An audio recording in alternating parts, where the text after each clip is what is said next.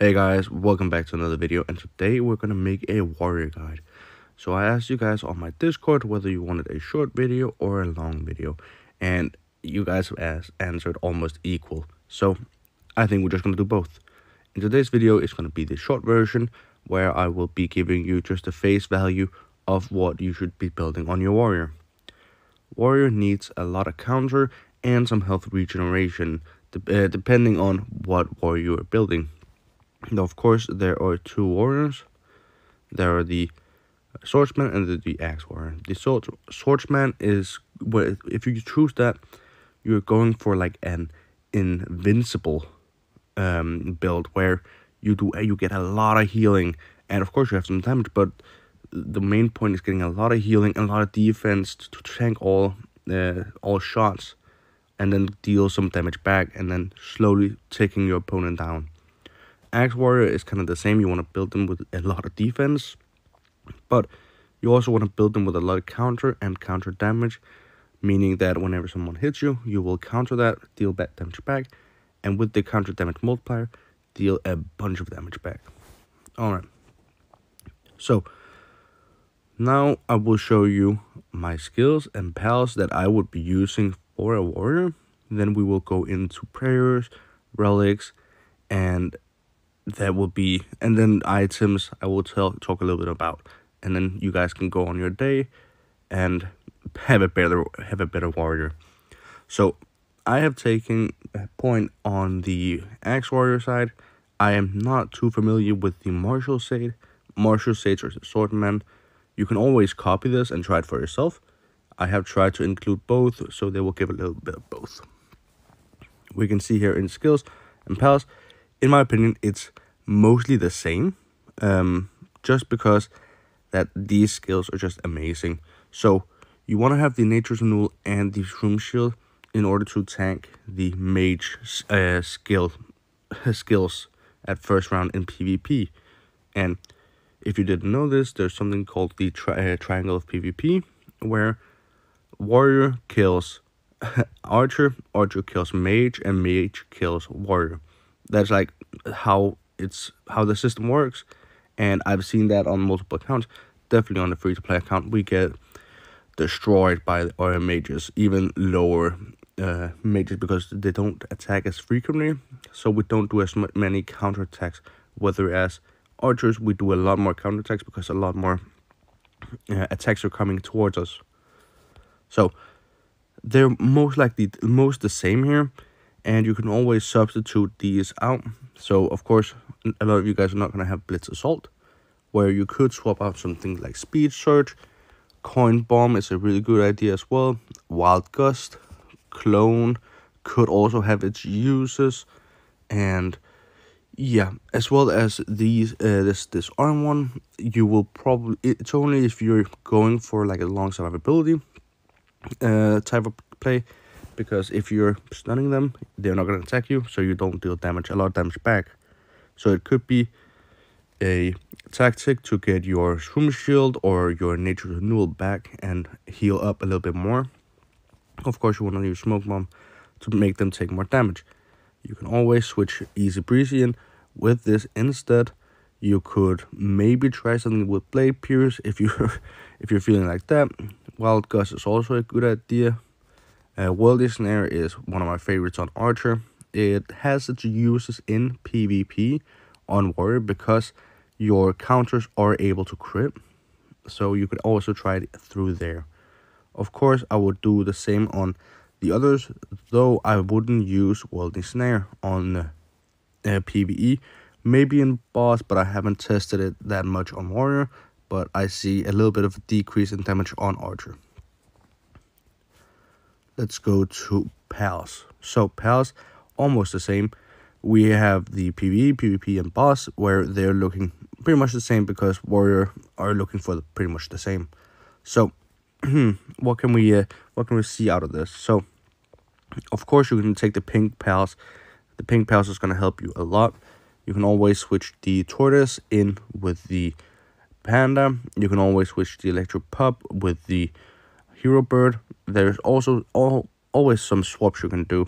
The basic attack crit damage you could swap in, Maybe for if you have a good enough counter, you could swap in the instead of the counter.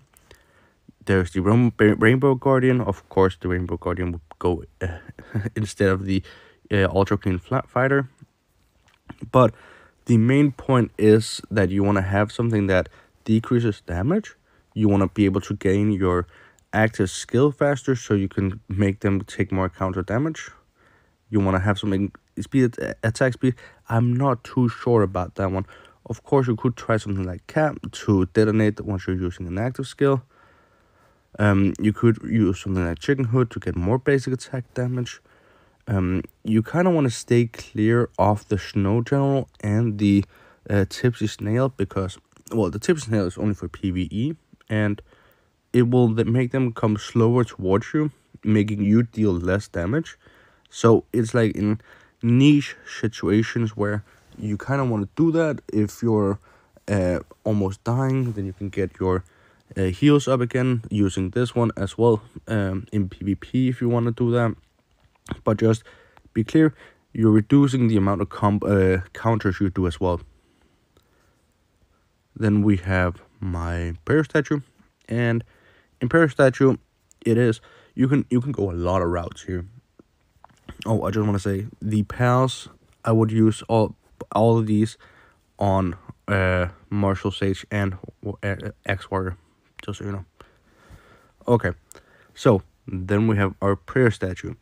Prayer statue, I would go. You can go a lot of routes, and the main route that I would go, or that I'm gonna go on my free to play, is 3 or 4 counters and then 1 global attack. If I go 4, and if I go 3 counters, then 2 global attack.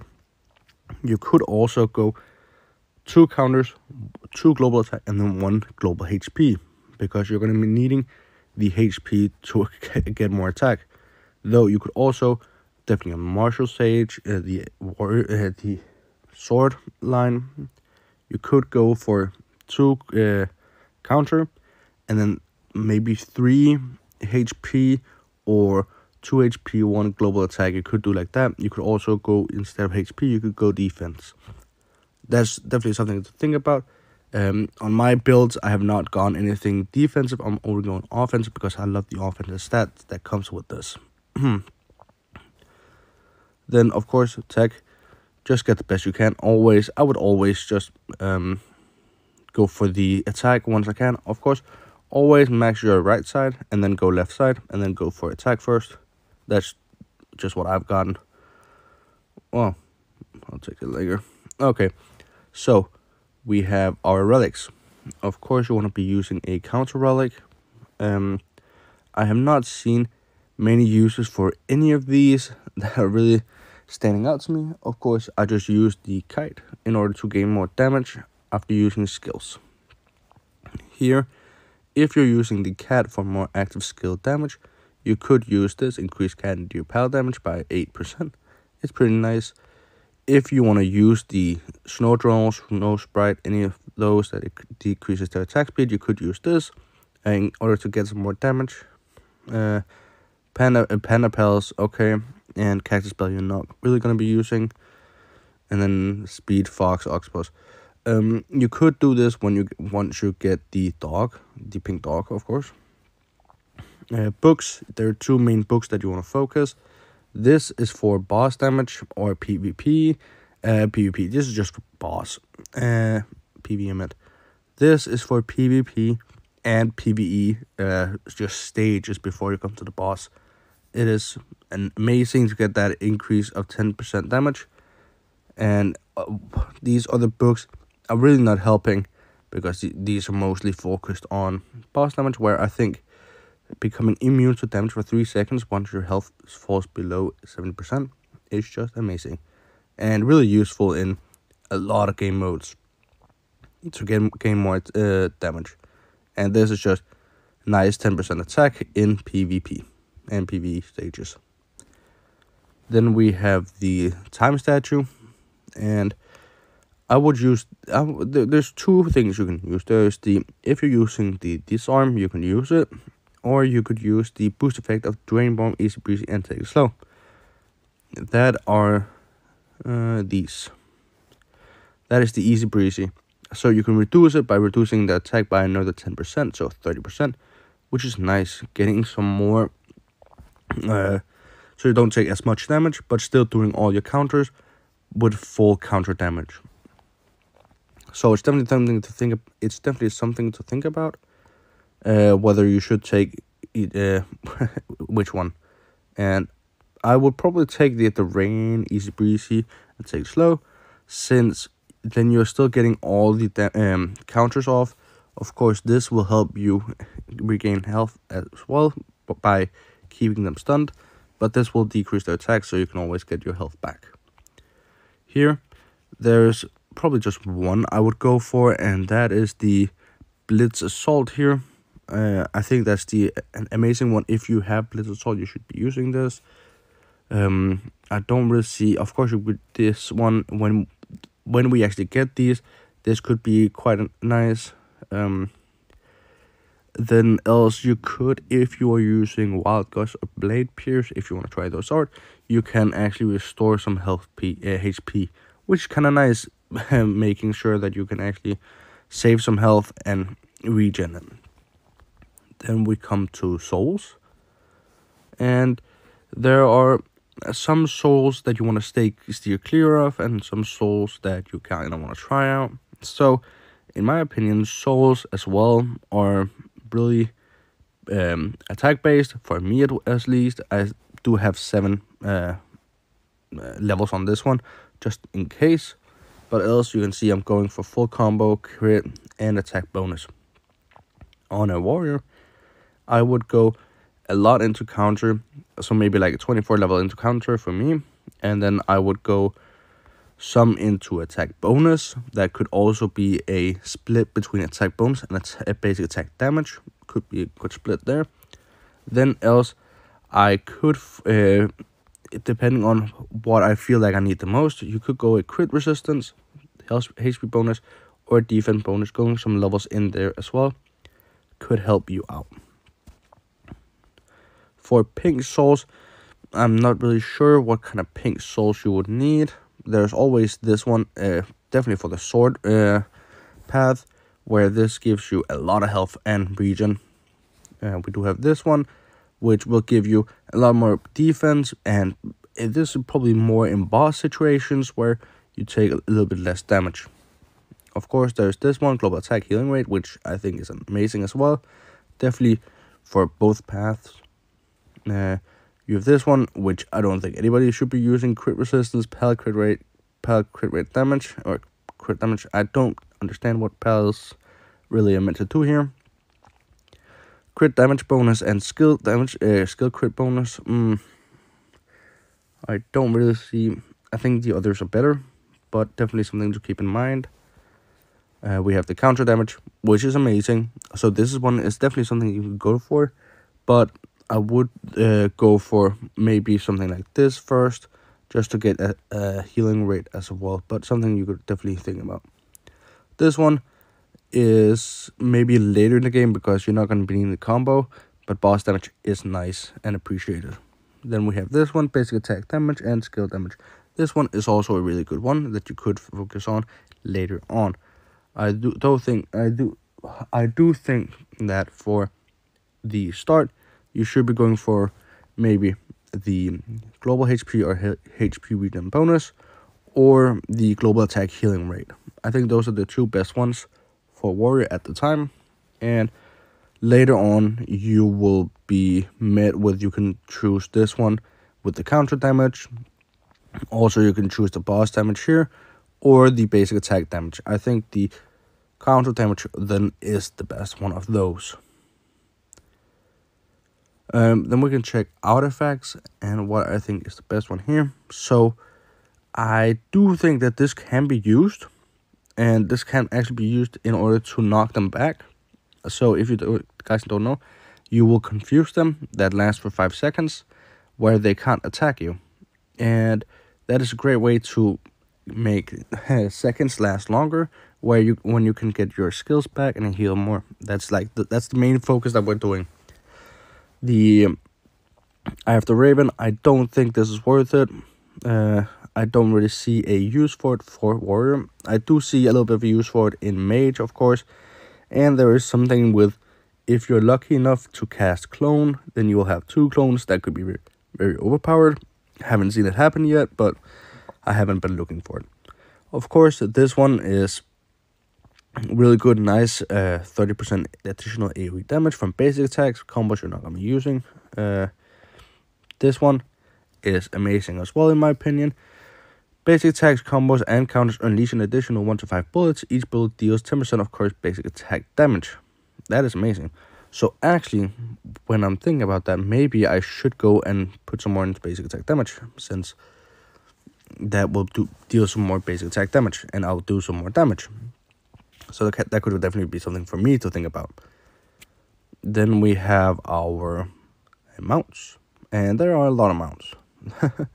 So let's just go over some of these mounts.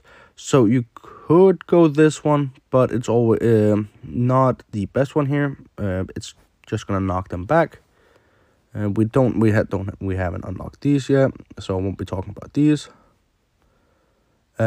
This one, I guess you could use that. I don't think it's really that good. It's only good in PvE, and if we're just healing through this, I think that we should be okay, instead of having to rely on this one. The blue ox is kind of good, definitely in PvP, where you have damage resistance and during the duration of control effects. I think that's amazing, and definitely something to think about in PvP, but only there. Targets with percentage lower than the caster take 50% increased damage, while those with a HP above the caster have their attack reduced. Pretty nice, pretty good way to make sure that you get an advantage of some sort, either way, if they're higher or lower HP than you. Definitely a choice that you could take, but not something that I would actively seek getting. I think this car is definitely better, since if you keep healing above the 10% HP loss all the time, you will do another flaming release of a flaming jet. And when you have a lot of basic attack, this will scale, and it scales with lost HP. So this will help you a lot. I think this is really worth getting if you can get it. Then you have the Pirate Breaker, which I again think is amazing for warrior. I think it's really good with that increased crit rate and crit damage, but not something that I would actively seek out. Then you have the Cloud Drifter, which no, I don't think this is worth it at all. So this is only for crit, and yeah, maybe the attack boost for 20 seconds, but I think this is only for mage, and I haven't seen a lot of uses for it on warrior or archer for that matter. Empowerments, of course, you want to get some basic attack damage. Of course, I've been unlucky, but that happens. I think that was everything that we needed to cover in today's video. Thank you guys for watching. If you have any other requests of any guides, any tips and tricks, or want a more in-depth, there's going to come another in-depth video on warrior quite soon. I think maybe tomorrow there's going to come a video about it, but I'm not too sure. If you have any other video requests, please feel free to tell me in the comments, and I'll be sure to think if we can actually do it here. Thank you guys for watching, and I'll see you in the next one. Peace.